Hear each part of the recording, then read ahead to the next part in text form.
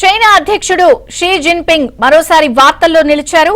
అవినీతిని సమూలంగా నిర్మూలిస్తానని ఒక్కుపాదం మోపుతున్న జిన్పింగ్ ఇప్పుడు అదే అవినీతి ఆరోపణలతో ఉక్కిరిబిక్కిరవుతున్నారు.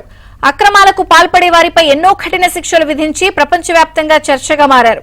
అయితే ఆయన బంధువులు, కుటుంబ సభ్యులకు మాత్రం వందల కోట్ల రూపాయలు విలువ చేసే ఆస్తులు, వ్యాపారాలు ఉన్నట్లు వార్తలు గుప్పుమంటున్నాయి. అమెరికాకు చెందిన కొన్ని నిఘా వర్గాల సమాచారాన్ని రేడియో ఫ్రీ ఏషియా వెల్లడించింది.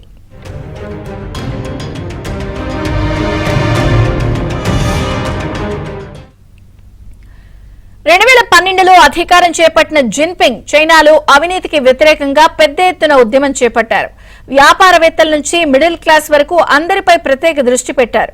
ముఖ్యంగా 2012 నుంచి 22 మధ్య దాదాపు 50 లక్షల మంది అధికారులు దర్యాప్తును ఎదుర్కోగా వీరిలో 47 లక్షల మంది దోషులు తేలినట్లు office of the director of national intelligence సంస్థ తెలిపింది.